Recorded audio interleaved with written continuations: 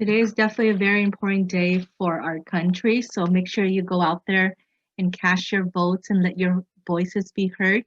But at the end of the day, I want to be able to remind you, doesn't matter who the president is going to be for the next 4+ years, we got to be able to make sure we understand the importance of taking care of our own family.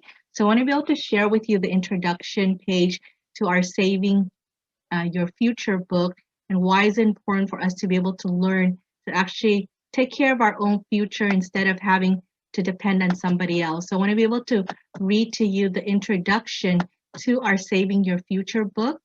And with this will be able to help you understand why is it that there's a need for what we do in going out there and helping families understand the importance of building your own financial future.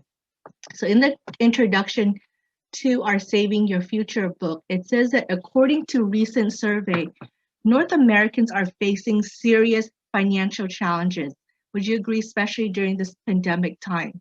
In Canada, 35% of Canadians do not have any type of saving or investment. Only 27% of private sector workers have an employer-funded pension plan.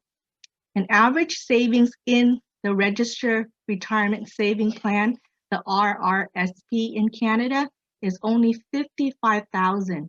Imagine only having 55,000 to be able to prepare for your retirement. How much can you really retire with, right? And you look at the US picture, it's actually gloomier than the Canadians. 33% or more than 77 million Americans don't pay their bill on time. Actually, this book was written back in 5 years ago. So the statistics, especially during this pandemic time, is even worse than it was back then. 39% carry credit card debt from month to month because they're not able to afford or they cannot pay off their debt. Only 59% of adults say that they have any type of savings. Worse, more than half think that it's acceptable to default on their mortgage if they can't afford to pay for it. Imagine buying a house but not being able to pay for the mortgage, right? Especially right now, people are losing their job, and a lot of people are going to be losing their home also. Most of us don't wait to become a statistic to know that we're in trouble. These problems are all around us. They happen to our own family and our friends' family. It's ironic, would you agree, that we live in one of the wealthiest countries in the world, but we always have money problems. We can work hard all of our lives but retire poor.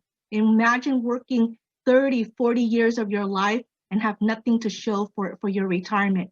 We do so much to raise our kids just to see them finish college with a lot of debt, right? A lot of students today basically graduate from college with a lot of student loan debts.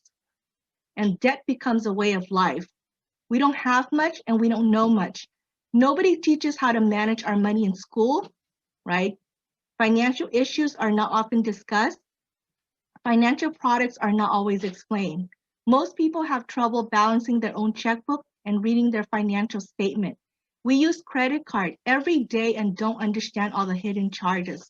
We buy life insurance policy and stick them in the file cabinet because we don't know how to read it. We don't understand how to basically look at the statements, right? We contribute in our 401k, our RRSP in Canada, and we hope that someone will take care of it.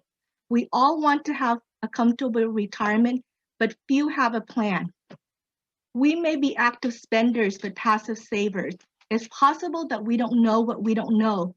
Even though the financial industry is one of the largest industry in the world, and even though we are flooded with financial news channels and websites, financial literacy is as murky as ever. There's a jungle of complex rules and regulations for thousands of stock, bonds, funds, savings plans, credit cards, and loans out there.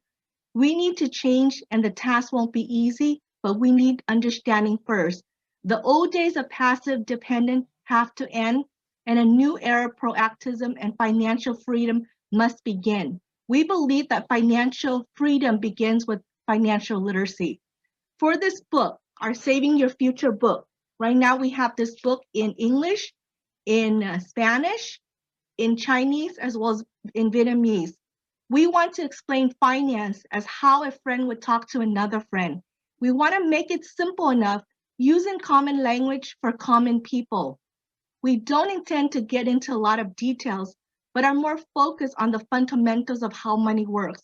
We try to use simple examples and common exemptions. The best that we can hope for is for you to get your attention and interest into the financial matters, and for you to obtain some basics of how money works. It's a first step towards your financial future. Like many of us, once you enter the gate of financial knowledge, you'll discover that it's doable to understand, plan, and build a financial foundation for your family. Remember, there's nobody more interested in your financial future than you are. Definitely not the next president, definitely not the government, nor your employer. It is your responsibility to learn the simple rules of how money works. Understanding how money works is part of taking care of your family. We believe that you can do it and you can control your own future.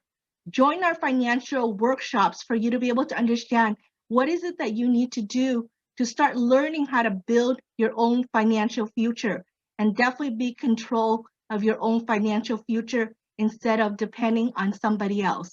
So let's make America great by going out there and getting yourself financially educated. Thank you very much.